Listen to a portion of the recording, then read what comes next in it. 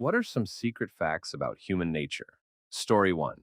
In my decade of practicing psychology, one of the most fascinating areas I've delved into is epigenetics and its profound impact on human behavior and mental health.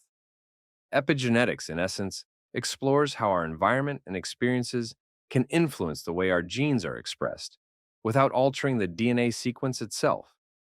This means that while our genetic code provides a blueprint, our experiences and environment can determine how this blueprint is read. For instance, I've worked with a patient who had a history of childhood trauma. Despite having a family with no known history of anxiety disorders, she struggled with severe anxiety herself. Through our sessions and her own exploration, we discovered that her mother had experienced significant trauma during her pregnancy. Studies in epigenetics suggest that such prenatal stress can potentially influence the gene expression of the unborn child, predisposing them to certain mental health challenges. Another poignant example is a patient who had always been very health conscious and active, but developed early onset type 2 diabetes. Delving into his family history, we learned that his grandfather had endured severe famine during his youth. Some research in epigenetics posits that extreme nutritional deprivation can lead to genetic changes that, while advantageous in famine conditions, can predispose future generations to metabolic disorders when calorie-rich diets become available. These experiences have underscored for me the importance of understanding not just the immediate environment of my patients, but also the experiences of their ancestors. It's a humbling reminder that while we may have some control over our destiny, we are also shaped by the stories and struggles of those who came before us. Story 2. If you want to overcome your mental obstacles and better understand yourself, find the thought, feeling, and behavior that occurs after something happens. Google the cognitive triangle. If you notice one of them, like if you feel nervousness, feeling, or notice yourself changing your habits, behavior, try to find the other two and you will over time notice patterns in yourself. Also, it's important to remind yourself that you don't have to believe everything you think. Thoughts are just information we pick up throughout our lives, floating around in our minds.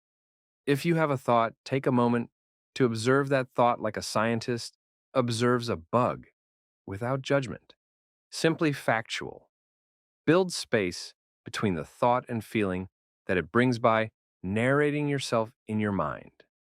I am thinking, then build more space. I notice that I am thinking about, and in the end, you can take a moment to choose whether to buy that thought or let it pass. For example, thought, everyone hates me. Acknowledge it non judgmentally. I am noticing that I am thinking that everyone hates me. Now, ask yourself if this is true. And is this productive? That's not true. Silly brain. Then let the thought go by focusing your attention on what is going on in the present moment and narrate what you observe outside of yourself. Anyways, hey, I can hear the birds chirping. I am tying my shoe. I see the clouds. That is how to overcome negative automatic self-talk.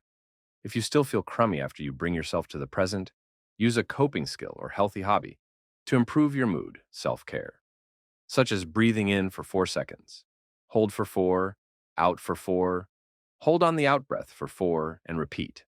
That is called box breathing. You can also create a positive affirmation to counteract thoughts that pop up a lot for you. I love myself, I am loved. People enjoy my company would be some positive affirmations to use in response to everyone hates me. Story 3. Everyone dreams, even people who insist they never dream. They simply never remember their dreams.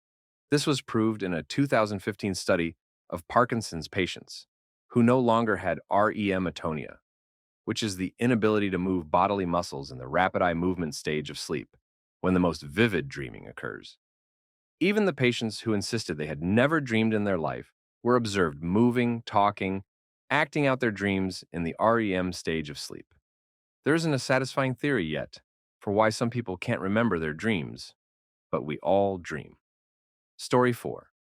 So much disagreement in society today exists at a level of moral disagreement, and so much of our moral outlook depends on our psychology and values. Our moral worldviews are fueled by emotional sensitivities. The response a person has to something they find morally repugnant is emotional. Their limbic system fires up, and unless they have a poker face or are a sociopath, their emotions will light up their face. These emotional reactions are conditioned and habitual to the point where they are intertwined with personal identity. It's not something a person can easily change their mind on. We become entrenched in these views. Morality is like the glue that binds human society together. But if morality is fueled by emotion, then the volatile stability of that bind isn't surprising. Revolutions, political strife, war, protests are all examples of moral evolution taking place in real time. And despite this, people see their political adversary as an idiot because of a difference of moral opinion or a monster because of a lack of understanding of their values. More than anything, studying psychology has made me truly tolerant of the political differences between people, especially in regard to the moral values that underpin people's views. It amazes me when someone thinks a person is intentionally evil simply because they have different political views stemming from a different set of moral values. It really shows an unsympathetic and closed off view of human psychology. Story 5. I find it interesting when humans decide they will attempt something that they never have before, something complex, something difficult, and they are serious about it. How do they know they'll be able to do it? How do they know they won't fail? Do they actually expect to fail at least a few times before getting it right? How do they get over the hump of apprehension and uncertainty in order to give it a go? From observation, and then when speaking to them afterwards, and maybe most importantly, my own personal experiences with it, what you find out is that you actually have to talk yourself into it, lie to yourself, convince yourself that, of course, I can do this despite any evidence supporting it. This psychological exercise is for some reason necessary for many of us in order to bring desired results to fruition. And the great part is that our mind allows this to happen, allows us to lie to it, and a clear vision of success is formed before the actual success. Brains are just beautiful. Story 6. The Harvard baby studies certainly point to some babies, 30%, which is a lot, choosing the naughty puppet over the prosocial puppets after showing a nonverbal play. In my practice as a psychologist, I have met 3 to 7-year-old children who present with ODD in the context of a normal family with normal siblings. They truly seem to be little psychopaths. I am not sure what they were like as babies, but I bet you they would have chosen the naughty puppet if they were in the study. Some children can be a nightmare at home, preschool, and school. Often, these children need to be closely supervised in the playground so they don't bully the other kids. Some kids I have worked with are not allowed to play with peers because they are too psychopathic. Story 7. The more stressed or anxious or elevated, etc., someone is, the more their ability to empathize decreases. The brain privileges information about the self in times of crisis. How weird is it to sometimes experience empathy as strong intensity emotions for random strangers in public? For example, how can seeing food which old lady buys for holidays trigger an intensive wave of empathy emotions? Also irrational because that sandwich ingredients maybe aren't only things she's going to eat for Christmas lunch, but also maybe she'll go to lunch at her son's house, or maybe already has other more holiday food at home. And also, food somebody eats rationally isn't correlated to feelings of loneliness or happiness? Is something like that extremely weird? Story 8. A few researchers had this bot attached to the nerves of the participant, and the participant was tasked to choose between two buttons. On each trial, before the person consciously chose, the bot knew which button they'd press, which really questions how much of our decisions are just chemical processes. People are engines of self-justification. Rather than think rationally, people usually make a decision and then justify it. So, a person might end up making bad decisions, but justify it to reduce inner conflict. And a series of bad decisions may end us up in an undesirable place. Story 9. I think researching social learning theory is a great start on the effects social media has on human behavior. Bandura's Bobo doll experiment explains the acquisition of aggression through observable behaviors, vicarious, positive, negative reinforcement, for example. I think it was his third iteration of the initial experiment, where he then observed how children would react to media based models, such as cartoon characters. When you have this basic understanding of the acquisition of behaviors, you can understand how social media is damaging. For example, I see a beautiful woman online and she is receiving positive reinforcement in the form of compliments. I am therefore vicariously reinforced to replicate what she is doing in order to receive the same positive response as her. If you've seen Mean Girls, the scene where everyone copies Regina after they cut her top is an example.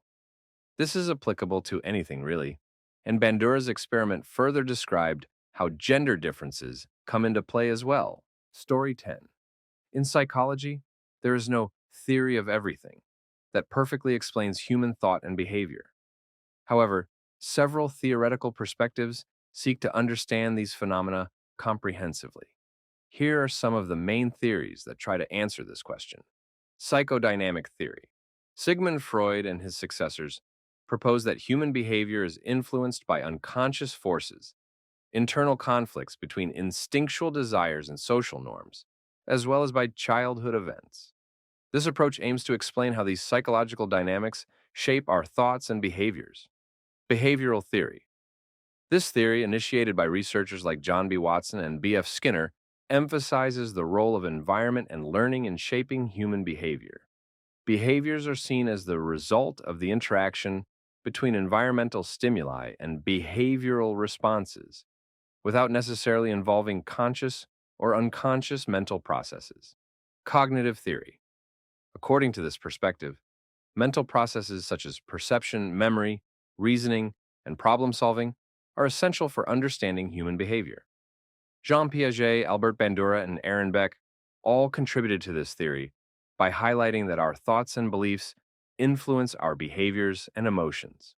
Humanist theory, Carl Rogers and Abraham Maslow promote the idea that each individual has an innate potential to grow and flourish, and that behavior is guided by the need to achieve and seek well-being. B. According to this perspective, the goal of psychology is to understand how individuals can reach their full potential. Systemic and ecological theory.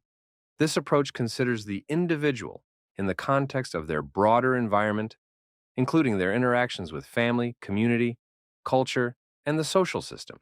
Yuri Bronfenbrenner developed this theory to explain how these different systems influence human thought and behavior. Story 11. Whether or not a behavior is undesirable isn't really psychology, or rather, the psychology is more about the effects or significant functional factors around behaviors. Although I can see why the perception is there. For example, psychological research has provided evidence for the serious negative effects of using physical discipline as a parenting technique, strongly suggesting it's undesirable. But ultimately, whether this sort of discipline is acceptable is about other institutions and culture as a whole. To focus on your example, there are some cultures that celebrate hallucinations and/or have spiritual beliefs about them that are less negative than typical westernized views of hallucinations. It's also hypothesized that many people experience hallucinations that are positive or do not interfere with their lives and simply do not come to the attention of professionals.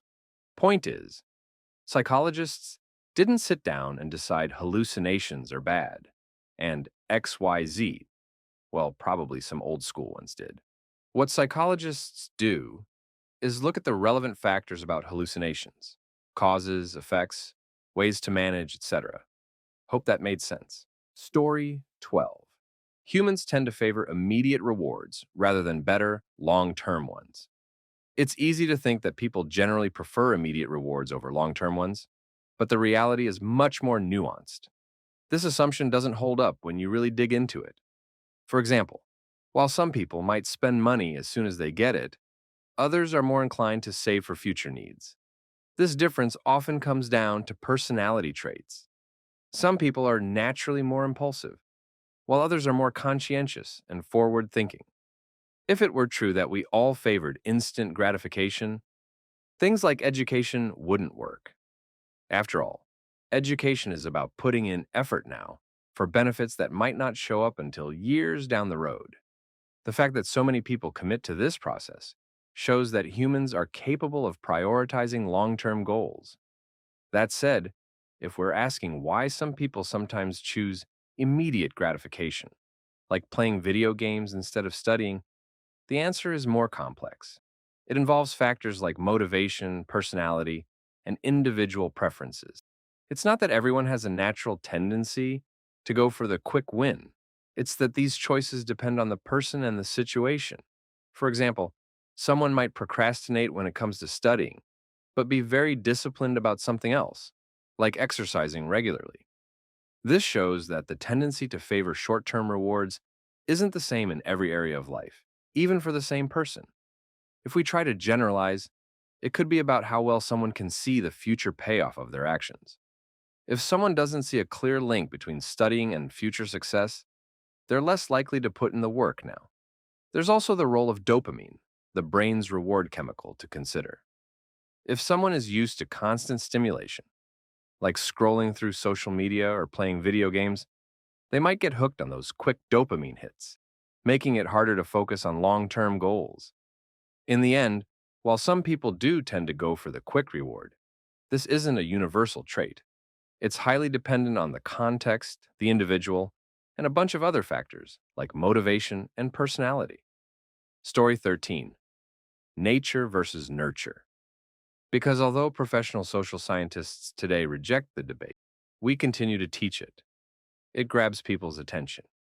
In that sense, I would argue that it is a handy piece of misinformation useful, because it provokes emotions, not because it helps us clarify things. Every intro textbook and every social science discipline continues to valorize the late 18th and early 19th century theorists who were obsessed with culturally biased questions like these. The obsession was rooted in European intellectual efforts to distinguish the civilized, white, from the primitive, non-white. If the answer was nature, we had to prove racial differences were real and biological.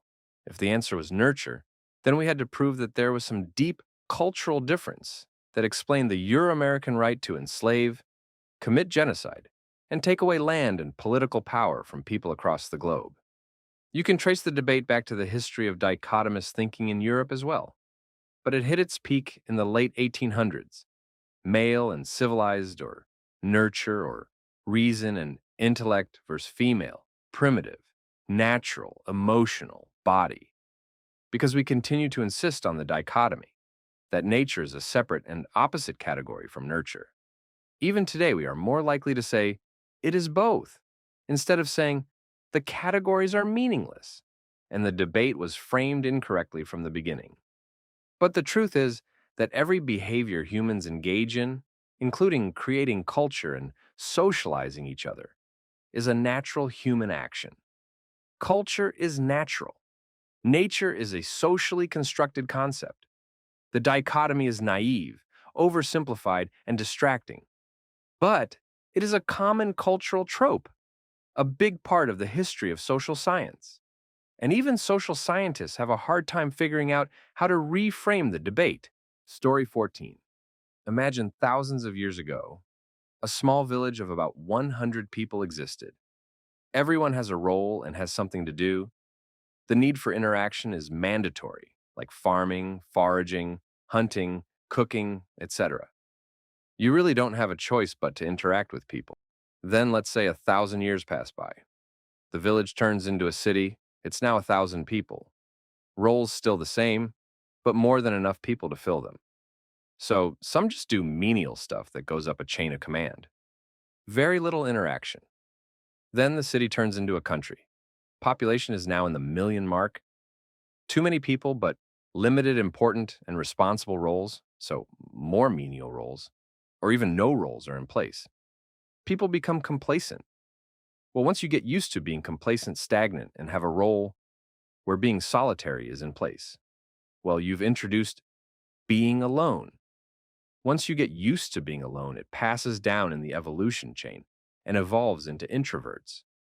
because there's so many people already doing things that fulfill the needs of society to get by, like food, water, shelter, entertainment, and there's more than enough people to provide those. There unfortunately will be individuals who aren't needed, and those people I feel evolved down the chain more and more, getting used to being introverted. So I think that introverts is a very recent thing. I say recent in the span of human history, but has definitely existed in the past 100 or 2 years now. It's just becoming more prevalent because there's no real reason for humans to interact anymore. Story 15. Death is an unavoidable event in our lives, and many people have extremely difficulty to reflect and discuss this. If you embrace the truth and let it inform you, the life you live will help change that. When I am at my end with no contact to the world, I will ask myself a question. Did you explore all there was? Did you hold the history, abstract logic, and trivia close to your heart and live as a celebration of all which is possible? I can't answer that question at that point. I will have nothing more than myself. I answer those questions in every moment and with each decision I make until I inevitably ask it. With thought, we can change, but it takes a willingness to persevere through suffering while in deep thought. In addition, humanity has many answers for this question, which use impossible threats and promises to manipulate us. So you're also going up against all that while trying to find the truth for yourself. You have strong ideas out in the biosphere that must be integrated and tested without relinquishing your agency to them. Story 16. That everything everyone does is always for themselves in the end. It's impossible to do something for someone else that isn't actually for yourself. Even if you donate food to a homeless shelter, you are doing it for yourself because it brings you pleasure or some kind of reward. Same thing if you jump in front of a bullet for someone. Personally, I agree with you somewhat, but not completely. I think the fact that we are part of systems and the health of those systems is beneficial to us, as well as the feeling of satisfaction one gets from helping implies that there are no truly and wholly selfless actions. You are always going to be a factor. But the fact that your needs and wants are inevitably always going to be part of the equation because of how any action or inaction we take will inevitably affect our lives does not de facto mean it is the driving force of all of our decisions. To say that everything anyone does is for themselves is to ignore the fact that people make decisions all the time where the cost to them is higher than the benefit they receive. In my opinion, if we want to figure out if true altruism actually exists, the question required isn't whether there is any benefit to the action taker. Nobody I know disagrees on the fact that being kind is a benefit to all parties most of the time. The pertinent questions are really, did that charitable action provide a net gain for the person? And would inaction have a negative impact on their life? Your example of the homeless shelter is a great one. If we only ask, does the donor gain anything from donating? The answer would be yes, as you said. On the other hand, if we ask if the donor would have a negative impact personally for not doing it, the answer is probably not. They are going out of their way to do it, and I am assuming there aren't special circumstances that create personal stakes. If we ask, did it provide a net gain in quality of life for the donor? It gets more complicated. How much is that feel-good hormone dump worth? There are many ways to get dopamine in such running, many of which don't cost as much time or money as donating to the food bank or homeless shelter. The fact that they chose to go to the food bank for that good feeling, rather than doing something easier, is evidence that it is truly altruistic. Story 17. Robert Sapolsky said that the stronger bonds humans form within an in-group, the more sociopathic they become towards out-group members. Sapolsky's argument revolves larger around oxytocin as a mechanism in group bonding, and argues Chan speculates in behave that strong in-group identity may correlate with strong antagonism towards out-groups, not that in-group identity necessarily creates hostility towards out-groups members. Anthropology does have a history of focus on othering and conspecifics, and the dominant views generally assume that othering is a fundamental aspect of consciousness or species being. Meat consumption, for example, requires the othering of, generally, non-human species. This doesn't imply a deeper relationship with in-group mechanics, but this is the broader anthropological context to keep in mind. There's a long-running precedent for the idea that in-group identity can be strengthened by out-group antagonism. The history of this is tied to the very history of anthropology. Anthropos referred exclusively in ancient Greek societies to non-enslaved male citizens. Anthropology became a science in the context of European attempts to define humanity in such a way as to exclude people of other continents, with subhuman infamously applied to justify slavery of Africans and American indigenous people. If you are interested in the psychology of this, I would recommend looking into research into group identification and out-group violence in domestic terrorism, say, in the United States. Interdisciplinary studies are your friend here, as this has been a major focus of fascism studies and critical race studies, as well as social psychology. I have to run, so to close with some theoretical frameworks, consider how identification, whether symbolic or imaginary, is manipulated in the instigation of violence. This, I think, is in the spirit of Sapolsky's argument that in-group identification correlates with out-group violence.